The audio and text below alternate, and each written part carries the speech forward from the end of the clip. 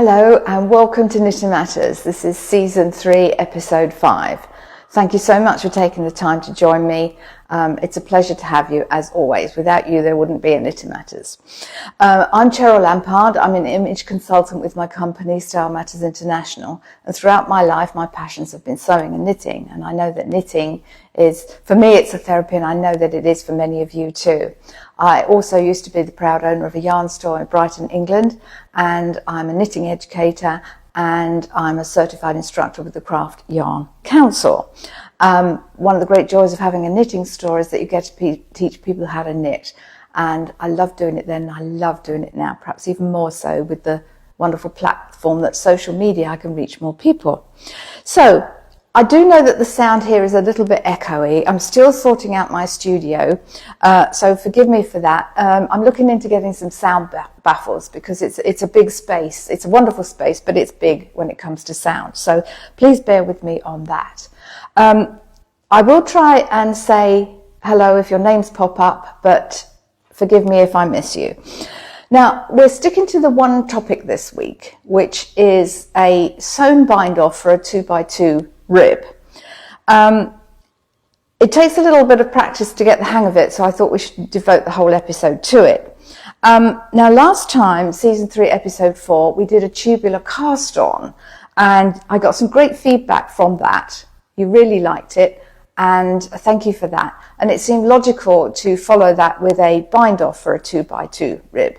And also, Maureen Wells contacted me a while ago. She's a loyal Knitting Matters viewer, and she said, could I do a matching bind off for a tubular cast on? Well, it's taken a while to get there, Maureen, but I think you'll find it's worth the wait when you see what we're going to do.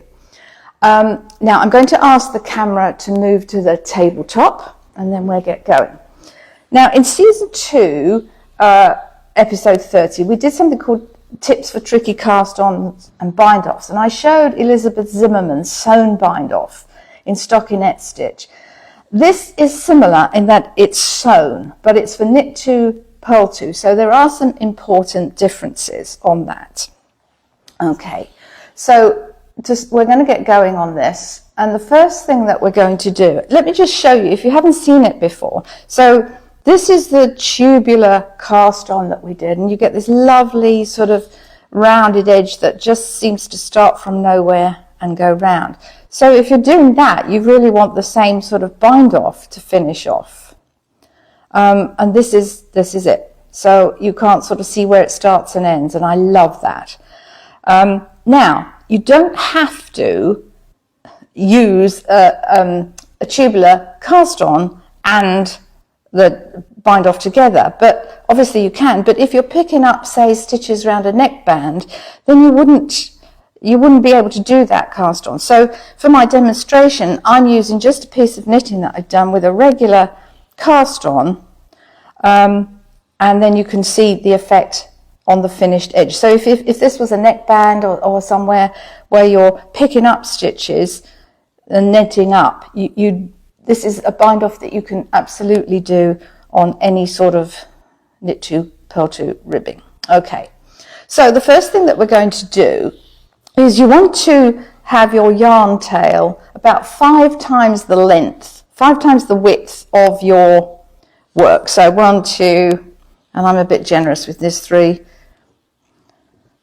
4, 5-ish. I always allow a little bit more than less, but that's a manageable amount. Okay. Now, the next thing here, and this is really important, we need to separate the knit and purl stitches. You can, if you wish, keep working on your current needle. I prefer to, and just bring in a second needle, I prefer to use 2 double-pointed needles. And this is the bit that we need to be brave. I would suggest if you're working on a large number of stitches or a very slippy yarn that you suggest that you only drop a few stitches at a time, or not dropping them. You remove a few stitches at a time. Or place them on a stitch holder as you go. You really don't want to be managing more than a certain number of stitches. If you've got hundreds on a circular piece of knitting, because you can do this bind off on circular knitting too, you don't want to be losing all those stitches. Do it bit by bit, make it manageable. Anyway, I'm going to take this lot off. Okay, here we go, off. Now you'll see sort of naturally, what's interesting is that the purl stitches tend to sort of fall to the back and the knit stitches fall to the front, which is perfect. That's what we want them to do. And that makes it easier for us to pick them up. So with my double pointed needle, I'm just going to go in and pick up those stitches. I'm going to pick the purls first. There we go. If you find yourself holding your breath here, as I do, breathe. Helps to breathe. Pick these up. Let's get that. If it's on the wrong way round on the needle, you can go back to that. You can seat it when you get to it rather than fiddling around with it now. You just need to pick these up and get them on the needle. These are a bit springy and a bit splitty. But okay, we can figure that out as we go along. So I'm picking up the knits now. Almost there. Finally. There we go. Now, you can breathe a sigh of relief, relax. And then what we do is, oh, I've got that one. I made a mistake. I need that one on that one. There we go. So all my purls should be on the back needle. Purls, and all my knits should be on my front needle. And I know that I've got the right number because I had 24 stitches and I've got 12 now on each needle. Okay, so once we've checked that, now we're going to thread our tail end on a tapestry needle. I like these ones with the little flipped up end. They're really handy, especially for doing something like this, but it doesn't matter if you haven't got one of those, an ordinary yarn needle or what we used to call a bodkin or tapestry needle will do just fine. Now we're going to do 2 setup stitches, just 2 setup stitches, and we only do these once. My yarn needle is going to go through the first knit stitch, and when I say the first knit stitch, I'm going to be saying the first stitch. I mean the first one that presents itself, because obviously as you go along we're going to be, or maybe it's not obvious, but we are going to be dropping stitches off, so it's the one that comes up next. So my first knit stitch on the front needle, on my front knitting needle, I'm going through purlwise. I'm just going to pull that through. That's all I'm going to do.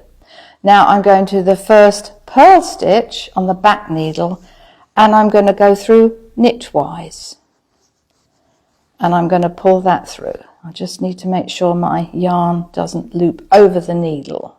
Okay, so that's our setup row, and we're going to carry on now. And you only do those 2 stitches once. Now we basically do a set of 4 stitches that we keep repeating. When I first learnt how to do this, I watched somebody do it and it went on forever, and it was very clever and it was very good. But I found it very difficult to sort of find out where I was. And I realised, having made a complete mess of it, that it's just the same 4 stitches that we keep repeating. So break them down in a set of 4 and you'll be just fine. Excuse me, I'm just going to alter. Okay, so here's what we do. Yarn through the next stitch, the first knit stitch on the front needle, knitwise. So we're going through knitwise. I'm going to pull that through, and now I drop that stitch off. I just snug that up a little, okay? Now I'm going to bring my yarn needle through the next stitch on the front needle purlwise, but I'm going to leave that on the needle. Now I'm going to bring my yarn needle through the first, which is first purl stitch on the back needle, and I'm going to bring that through purlwise. And now I'm going to drop that one off the needle. Take your time doing this.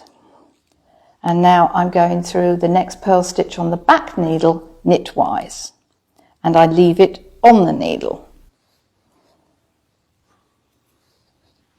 Okay, now if you've been following along with me, congratulations, that's the first set of the 4 stages. And now we repeat them. What you need to remember is that each stitch is worked twice before it's dropped off. So we're just going to go through, and you'll very soon start to see the magic that is that tubular bind off.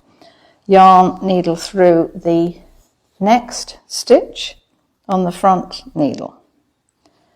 Drop that stitch off the needle. Yarn needle through the, let me just seat that properly on the needle. When I picked that up, it wasn't right. Okay, now it is. Yarn needle through the next knit stitch on the needle, purlwise, and leave it on the needle. Now I'm going to the back to my purl stitch, purlwise, and drop off. Next purl stitch, knitwise, leave on the needle. Now you've done the next repeat.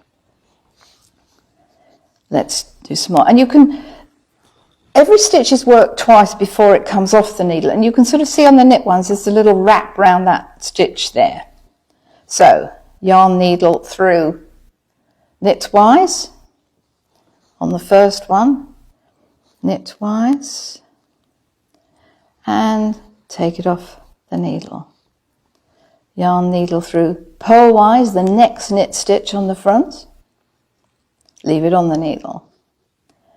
Purlwise through the next stitch, the first purl stitch on the needle, the first one that presents itself, and now you can take that one off the needle. Take your time with this, you don't have to rush it. You do get into a natural rhythm. Now we're going through the next purl stitch knitwise, it's leaving it on the needle.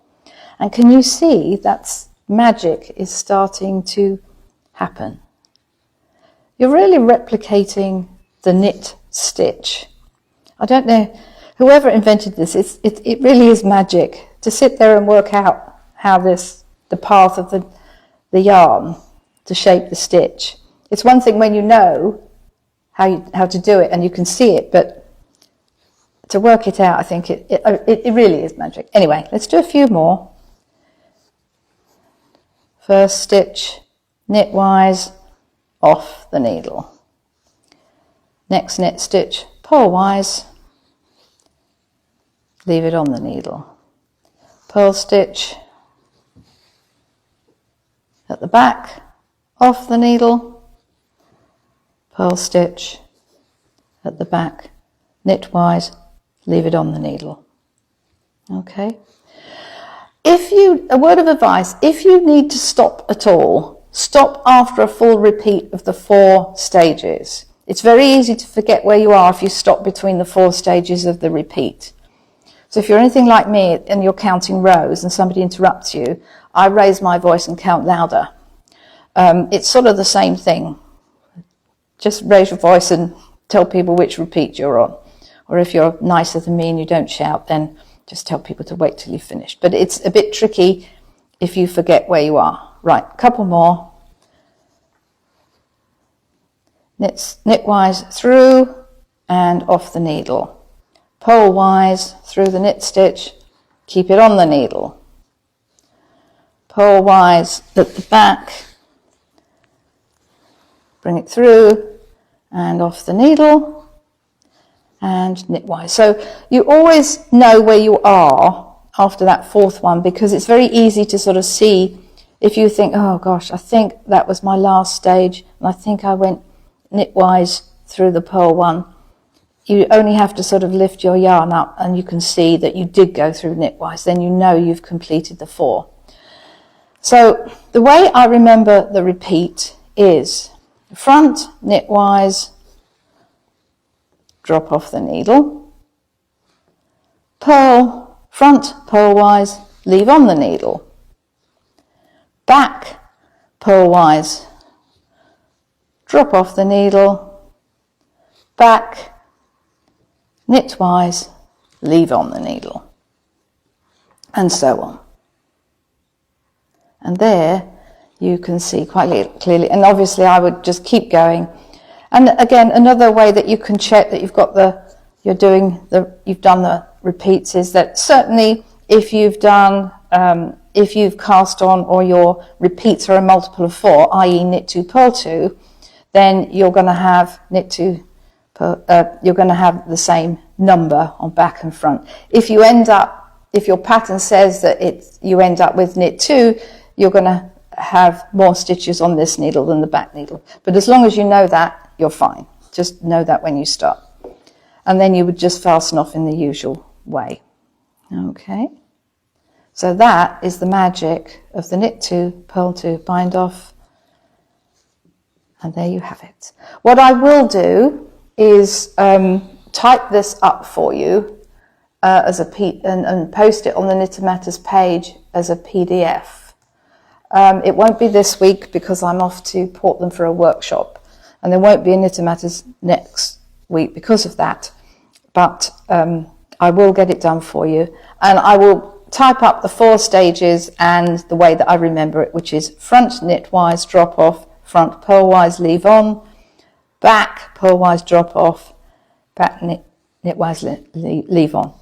And the more you do it, the more you get into the rhythm, and you'll find it really quite simple. It's a lovely, lovely bind off. Okay, I shall ask the camera to move back to me. I really hope that you found that bind off helpful, and I hope, Maureen, that was something that works for you. I'm going to do it on everything now. I love it. I think sometimes the bind off, choosing the right bind off is really, really important. And I've seen beautiful knitwear sort of spoil the bind off that's chosen.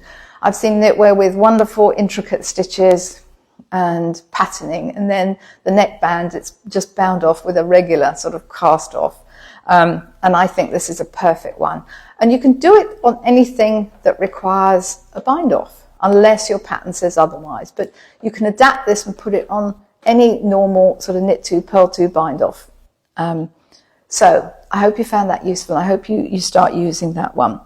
Just practice it. The first time I did it, I was all over the place. I spent more time unpicking it than actually doing it. But once you get to the hang of it, it's really, really very simple.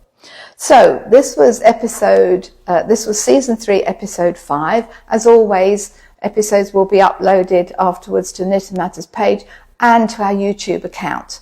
The easiest way to watch the replays is from YouTube. And if you subscribe to our YouTube channel, and I invite you to do that, then you'll automatically get new videos as they're published to your subscription stream, as it were.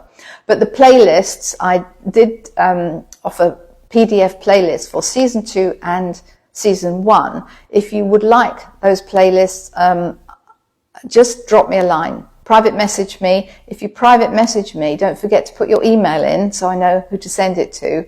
Or you can email me at cheryl@knittermatters.com, and I'll be happy to send you the 2 playlists. And then it's got a full content list of what's in each episode. Okay? So, thank you so much for watching. I hope you enjoyed that. Don't forget to let me know if there's any tips or knitting tricks that you'd like to know, or techniques that you'd like to know, so I can include them in future episodes. In the meantime, stay well, stay calm, and stay knitting. Bye for now.